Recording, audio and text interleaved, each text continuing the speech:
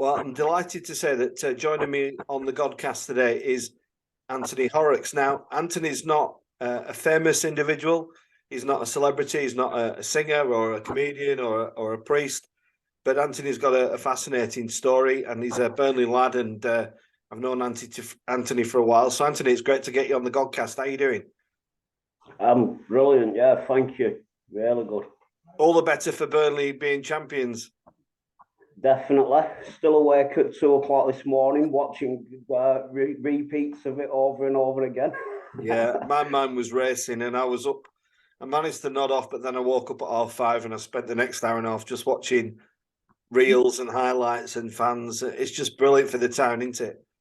Oh, it's superb. What a season. And to go and win it at Blackburn, it's just top the season off, hasn't it? Yeah. So the Godcast, Anthony's come on the Godcast to talk about his story, because Anthony's got he's got a story of kind of real sadness, but also real recovery. And just to give this some context, Anthony, I remember the first time I met you, it was at the Breakfast Club at St Matthew's. You might not even remember it, but you come in and you were sweating and you were not at your best. And I think you may have had a brew, maybe a butty, and then off you went. And you were down on your luck, but now you're a healthy guy, sat there working. So we're just going to look at that story a little bit. So let's start off, Anthony. As a kid, how was it growing up? Were you Burnley lad, I take it? Yeah, born in Burnley. Yeah, brought up in Piccadilly to begin with, and then up Stoops Estate. Yeah. Had a really loving family, really loving mum and dad, and I've got a brother and sister. Nothing like me. They just worked all their lives, and I've been totally different, where I've ended up addicted to drugs and in and out of prison most of my life. Yeah. It was what was school like, Anthony? Did you enjoy school, or was it hard work, or? I was kind of. I was always told that I could have done better, but I always liked the class clown. Wanted to be the one that stood out. Always wanted to be like somewhat different, and and I think it was a lot to do with fear, that I was scared of people not liking me, so do anything I can to try and be liked, which had the total opposite effect as well. Yeah. People liking me because of the way I acted. Yeah. and all teenagers go through that stage of rebelling, but I suppose yours got a bit extreme, did it? Can you remember how it went off the rails a little bit as a teenager? Well, a few of us started like gas sniffing and glue sniffing and things like that. And when I look back now, with the people that I were doing it with, a lot of them would go off home and throw the glue bags off to the side. And when they did, I'd check the glue bags to see whether there were anything left in them, and I'd carry on using me, and I'd go out on my own and do it on my own as well. So when I look back now, I think that's the addict in me, that other people could stop and go off and do normal things. I couldn't, and I just carried on progressing on to other drugs and looking for something better. Did you ever get caught glue sniffing by adults or your parents or family? Or? My brother once caught me and give me a bit of a pasting when I was about 13. So yeah, my brother's caught me a few times. I think my mum and dad, I don't know whether they were like kind of in denial because they didn't want to know, didn't really want to know it. I'm not sure whether they just didn't know or was in denial that they didn't want to believe. Yeah. That the son were doing such things. So you start sniffing glue, and you do this to what, the point of leaving school? Oh, sorry about that. Someone's just phoned me. That's right. So you using the glue, Anthony. Does this carry on through your latter part of your school days? Does it? And then what happens? Um, I went on to who progressed onto cannabis and acid and mushrooms and, taking mushrooms in school. I went to St. Theodore's and we had cricket ground just at the side of us. And one time we all went out at dinner time or whatever, all picking mushrooms, eating them, and went back into school like off his head off mushrooms, and the lads that I've done that with, one of them's dead now, God bless him. And the other one's in recovery with me. He's now 3 years clean. So the ones that I've done that with has had the same like disease, as we say, of addiction. Yeah. And when you're doing the mushrooms and stuff and the cannabis, Anthony, did it ever occur to you that what you were doing was not a good thing, was not a healthy thing? No, because at the beginning it were all fun and games. And being so young, there weren't really any consequences. It could go home and go to his mum and dad's and, just always had food and always had stuff there for us. So you could just go out, take drugs, and there were no consequences to begin with. So you were quite content to do it at that point? Yeah, we're really happy to do it. I actually love taking drugs. I did. I love taking them. It was something that it changed the way I really thought. I think back then, if I actually told people what was really going on in my head, they'd all laugh at me. And this is it was like I thought I was really different to everyone else. I remember growing up and used to saying to my mum and dad, "I'm adopted me, aren't I?" And I always had this like finger not fitting in.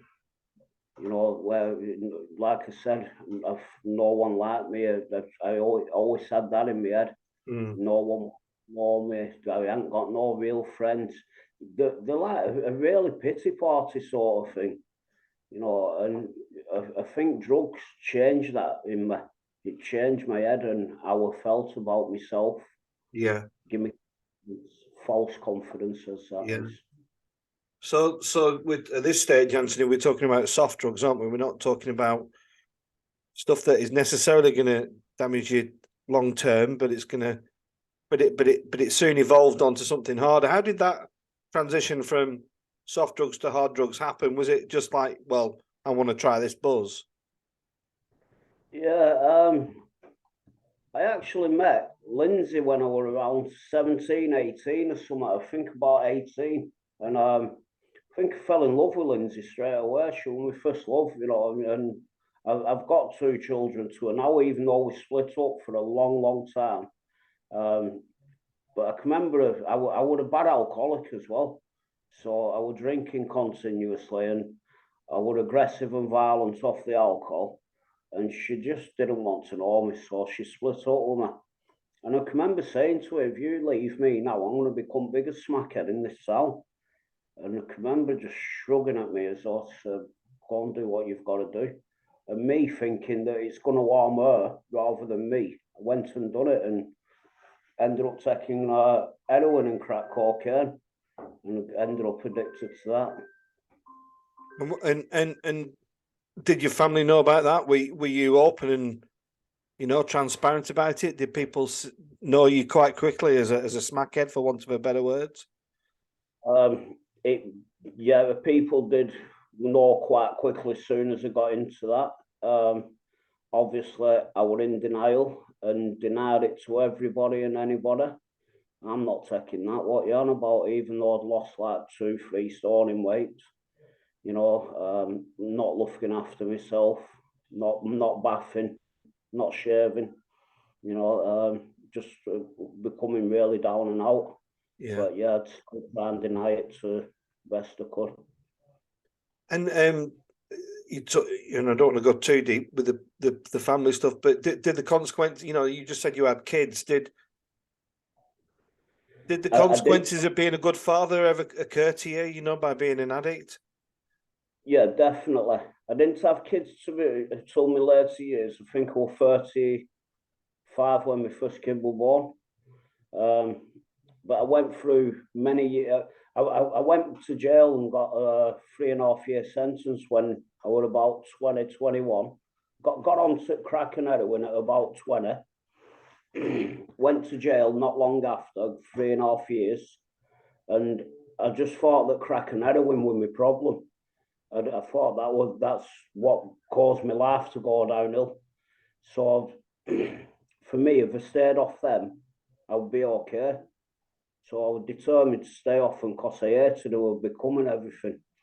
So I come out, I stayed off them, but found myself in the same situations continuously, in and out of prison, causing harm to myself and all my family. And that went on for many, many years, another 10, 15 years or so, just in and out of prison. What was your first conviction for, Anthony? What were you incarcerated for the first time? There's riots up Streets Estate, and a fray. So yeah, I got that one the first time when I was about 17. That. Just tell us about going from having your freedom in the public to being locked up. Was that did that affect you in a positive or a negative way? Were you frightened about going into prison, or did you adapt quickly? Were you a tough guy that could look after yourself? I'd say the first 2 weeks I was absolutely terrified. I can remember being looking in my cell, looking in the mirror and thinking, well, why am I in jail? I shouldn't be in jail. I'm not this sort of person. And I was terrified. And then, like I did get into a fight in there and got nicked and ended up in block.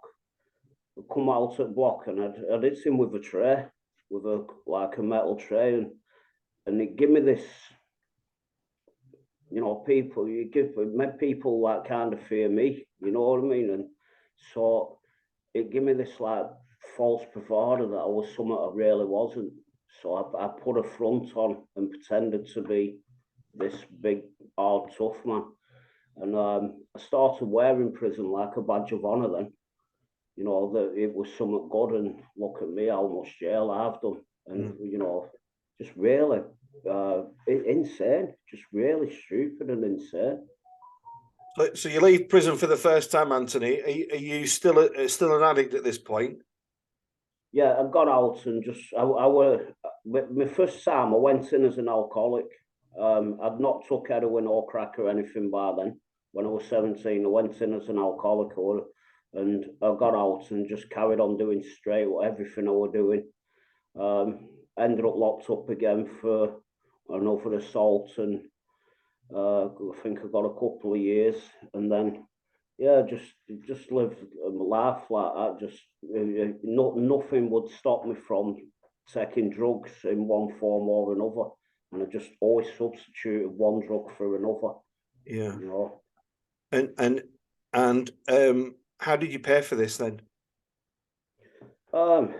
Through robbing, thieving, it's just all different ways: shoplifting, burgling houses, robberies, just any way I could, and manipulating my family, and my mum and dad, and people that trusted me and loved me, just manipulated them out of money.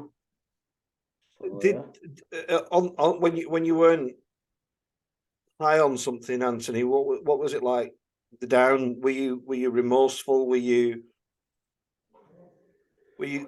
asking yourself those same questions? Why am I doing this? This isn't me. What was going through your head when you're not actually on the high?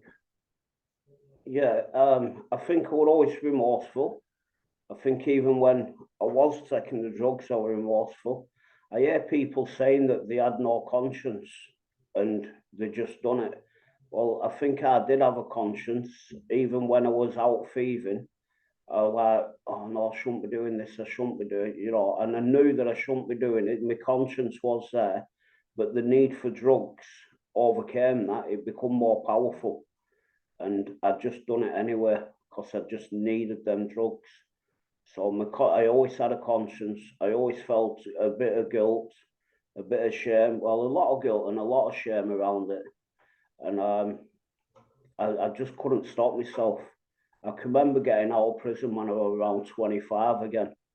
And I was stood in my mum's garden and I'm looking across the road and some guy's just messing in his garage with a car and that.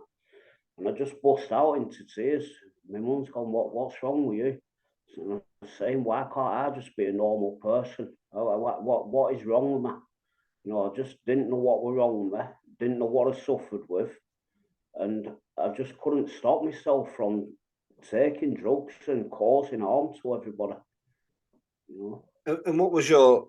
I don't know if this is the right word, if friendship circle's the right word, but how many people how many real friends did you have at that time? Yeah, you know, a lot of addicts describe people they're with as associates rather than friends. Did you have any real friends at that point? When I look back, no. I thought they were friends. There were people that I was just using with. They weren't real friends. The friend, it's like if I've learned a lot different today. A friend wants the best for you. They don't want to kill each other, you know. And I weren't friends to them either. I just wanted what I could get out of them, you know. And it was just that circle that we lived in the drugs. Yeah, just anything you get. And sorry, I've just noticed there's somebody behind you. And just if I can ask you, Anthony, what was your lowest point as an addict? What was the, you know, I you know, one of my favorite. I'm a big fan of a band called Depeche Mode, and the lead singer fell into severe addiction, and his lowest moment was kind of on the bathroom floor with his face in a pool of urine, and he just thought, I can't do this anymore. What was your lowest point? There's been that many. I don't know. Honestly, there's just been that many laws. I think possibly when the last just before I got clean, I was living in my house and I was addicted to. I ended up getting back on crack and heroin after 20 years or so off it, and I ended up addicted to crack and heroin again, and also smoking spice. And I was taking everything pre-gabs, and I'd split up. I got back with Lindsay, I had 2 children to her, and then I couldn't stop drinking and smoking weed, and so I was still taking some sort of substance. But Lindsay didn't want that around us children, so she split up with me again, and it just broke me. I felt like I'd lost everything. So the only way I tried to numb the pain was through crack and heroin. I knew that our drugs did work for numbing pain temporarily. Anthony, did you recognise that cycle that you'd returned to where you were all those years before when you said, you know, if you leave me, I'm going to go and do that? That's exactly what you did, isn't it? Yeah, I think again, insanity. I'll be all right this time. I know what I'm doing. Yeah, I can control it this time. I won't end up addicted. It'll just numb my pain, and I'll use it as medicinal purposes. Just again, insanity. The definition of insanity is repeating the same thing over and over again and expecting a different result. So as addicts, we do that a lot, and you know we are insane. You know, yeah. Speaking for myself, I am insane when it comes down to things like that. Yeah. You know. Anthony, I don't know if you remember this, but you'd be coming to the Breakfast Club, and then you disappeared for a while, and I didn't see you for ages, and I bumped into you up at Townley Park. I don't know if you remember that. Yeah. And you were with Alicia House Recovery, and you went, all right, Father Alex, and I looked at you, and I actually didn't recognise you. I couldn't believe the transformation that I'd seen, and you know, if anybody wants to have a look, there are some pictures of you on your Facebook, aren't there, of when you were. And the transformation was like, I was like, because people call you Spud, don't they? I was like, Spud, is that you? It was like, and I just couldn't believe it. And I was like, I remember walking off thinking, I just can't believe that's the same guy. I know. And just tell us how that turnaround happened for you. You know, what was the thing that thinks I need to break this cycle and need to give this some serious consequences? Just before we get on to Alicia House, just tell us about Um, I think, like I said, I really hit my low point in my life then.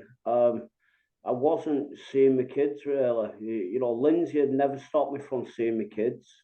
She would always say, and she'd always let me go up to her house to see my kids. But I was going up for the wrong reasons. I was just going up again to manipulate money out of her. And I just couldn't do it anymore. I was having people coming into my own house and, you know, just using crack and heroin. And then when I was asking them to leave, they was hitting me, you know, sidewinding me. And I just thought, I can't live this life anymore. I just can't do it.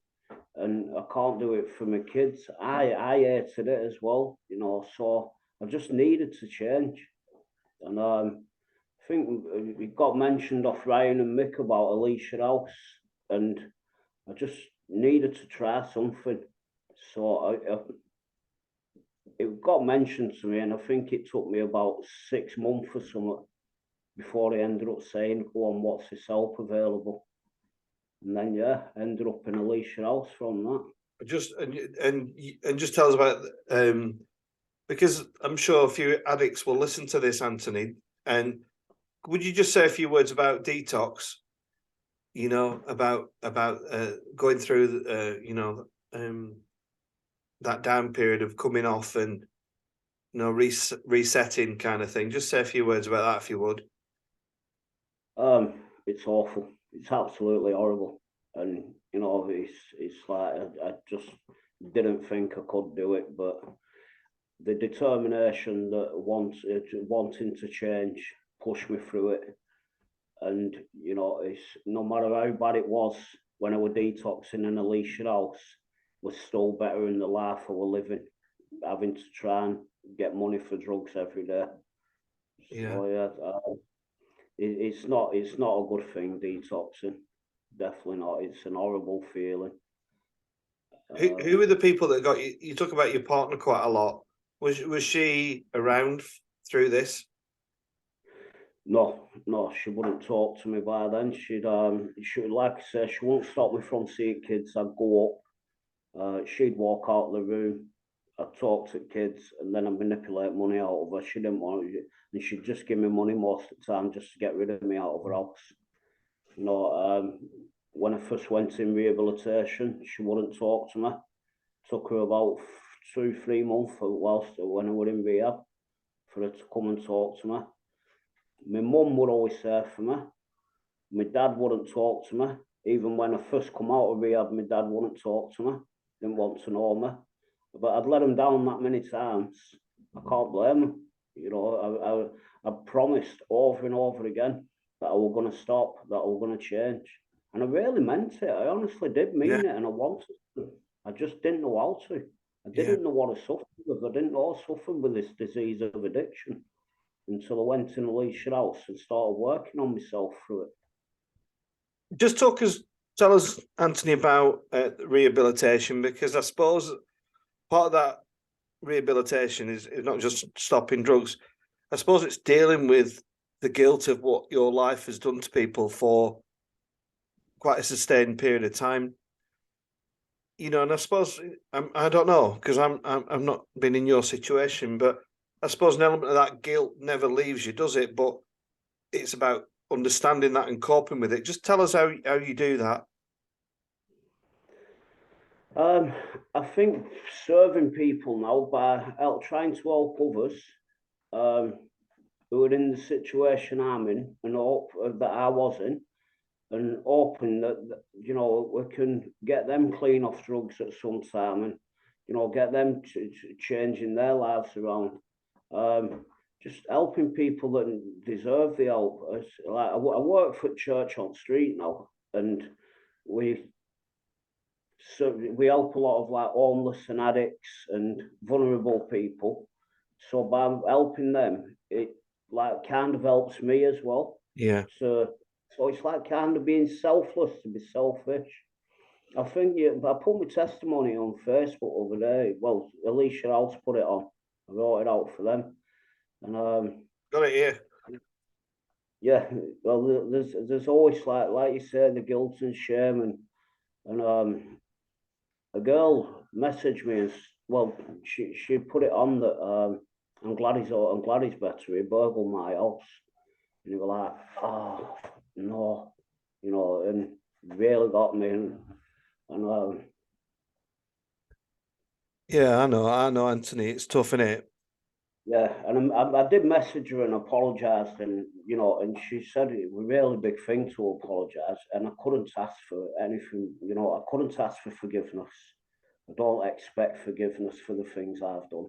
I've really caused harm, but I'm so glad that I've been given the chance to at least apologise for the things I have in the past. Your honesty is just overwhelming, Anthony. It's very moving talking to you, but it's inspiring as well because you have entered this new world, haven't you? And there's a couple of things I want to ask. First thing is we've not touched on the faith aspect. Is where did faith come into this? Where was has this been part of your recovery? Your faith in a higher power and Jesus? Just say a bit about that if you would. Yeah, I went in Alicia House, and through the steps, it asks you to find an higher power of your understanding. And, in step 3, it's all about God and turning his life to God. So I can remember doing the work, and I was saying, I'm writing this out, and I said to the manager, I can't do this. I don't believe in God. I told him to F off. Who are you talking to? I said, God. I said, I don't believe in him. No, but when you were telling him to, who were you talking to? I said, God. He said, how can you be talking to him if you don't believe in him? I'm like, oh, no. So I think I always had that belief there, but I just turned my back on God. And I think but from then I started to pray and hope that I'd be okay.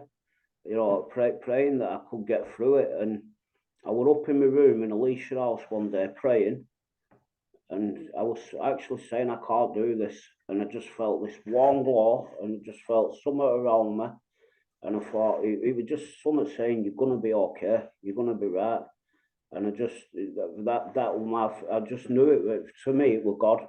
It was God there telling me I was gonna be okay, and that's what turned me faith to more and more to God. So I knew he was there, and I knew he was going to look after me. Yeah, amazing stuff, Anthony. And then as you're in Alicia House and you're starting to get better, what did that feel like? Did it feel empowering? Did it feel wonderful? Just tell us a bit about what recovery feels like.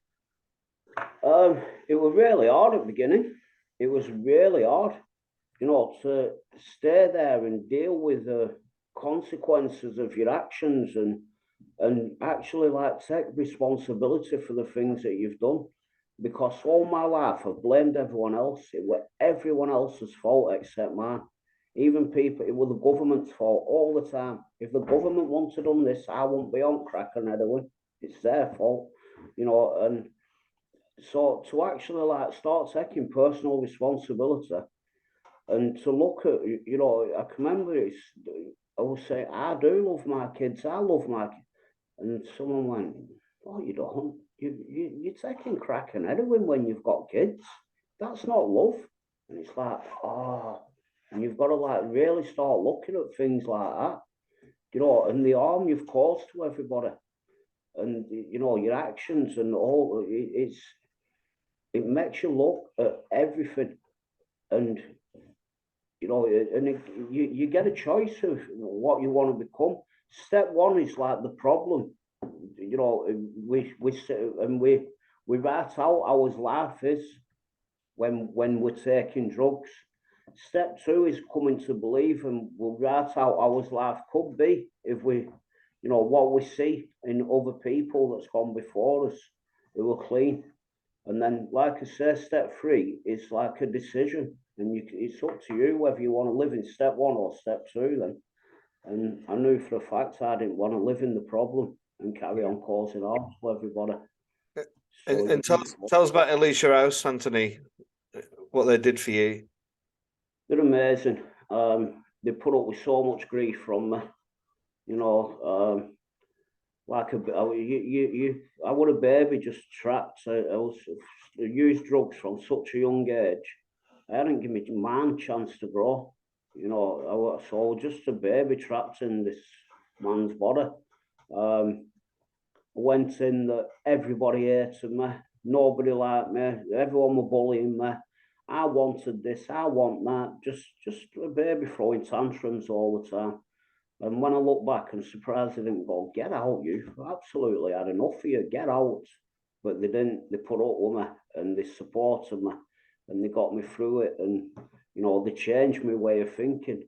I remember them telling me, you need to start loving yourself, you. I thought loving yourself was standing in a mirror going, look how good I look. You know, that's what I thought loving yourself was about.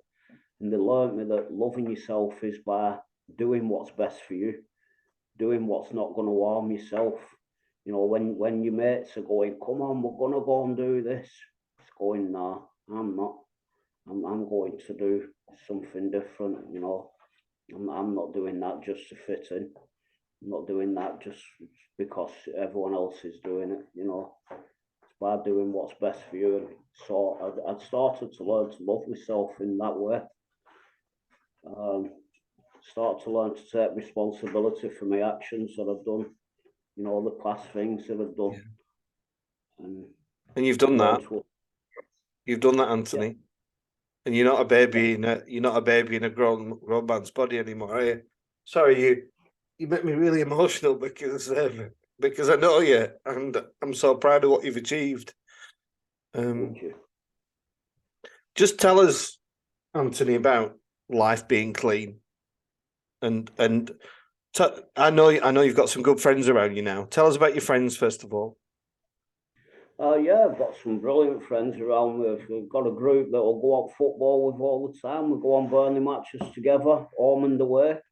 You know, I've got a group of friends there. We've got friends that I work with. You know, and they actually want the best for me. You know, they don't just want something from me. You know, they want me to carry on doing well in life. They want me to carry on being clean, and they'll support me through that. Because as an addict, I still get like urges, and you know, I'm nearly 2.5 years clean, and I will still get urges, and I'll still get these crazy thoughts in my head. But as you know, I can ring them and say, look, this is how I'm feeling. This is, and they'll talk me back to sanity. You know, they'll support me through it. So yeah, I love my life now. I really do. It's, you know, it can be difficult at times, but it's what else. That's what recovery has shown me as well. That life isn't always plain sailing. You know? And your family must be very proud of you. Yeah, and this is not just from me saying it. They've said it to me. They're really proud.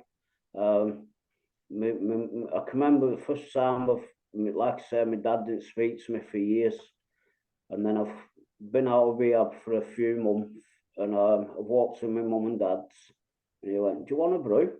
I'm like, "Wow," you know what I mean? And I'm like, "What? Oh, it's only a brew. What are you going on about?" But it wasn't only a brew. You know, it was much, much more than that. What was it? What was it, Anthony? It was my dad accepting me back in his life, giving me that chance again. And like I say, he'd give me so many chances. I couldn't blame him for not trusting me again. But I think carry on sticking to doing this stuff, and it might take 2 years, it might take 5 years, it might never happen. But we can't determine that from stopping us from doing what we need to do to get well and stop causing harm. But I've found that if you do it, most people will support you and forgive you. You know, whether they do fully forgive, I'm not sure, but that's, you know, I think forgiveness is for God, though. Yeah. You know, as I believe God has forgiven me for the things I've done, Yeah. as long as I don't go out and do them again. I'm pretty sure that's true, Anthony. And you must love being a dad now. Yeah, I love it. Yeah, I see my kids every day. I pick my daughter up from school. I have them at my house at weekends. I won't be having them this weekend because I'm going away to Bristol to watch Burnley, and we're spending weekend away. We've all got an hotel, my lads, my mates from recovery, we're all going down and spending weekend down Bristol, and it's just things like that I could have never have done in the past. You know, we're a group of lads that are absolutely superb, um, who have got the same goal in life as me, to stay clean and Yeah. not to cause. Anthony, I'm so grateful for listening for you coming on and telling your story and your truth. And I just perhaps want to finish by asking you to speak directly to people who might be an addict, who might be going through all those things that you've described, and what you might say to them now as somebody who's been clean for 2.5 years. It's really difficult, I think you've got to want it, but I just want to, there is help available, and if you do want it, you can contact me. You can get hold of me through Father Alex, or you can come down to church on the street. He just muted himself. He's back. Someone rung me again. My mum rung me. I'm sorry about that. Yeah, so you can come down to church on the street, and we can support you through. And we have Alicia House coming in here every Thursday, so we can get you in contact with them, and you can, go down the road I've gone down, and it is possible. It's difficult to begin with, but it's possible, and it's much better of a life. I love my life now. I really do. Anthony, thanks so much. You're a star. I'm so proud of what you're doing, and just keep going. And I just say thanks for coming on the Godcast, Anthony. Thank you. I want to thank you, Father Alex, for everything you've done for me as well. Like you say, from my days of addiction right through, you've become a good friend. So thank you too. God bless you, brother.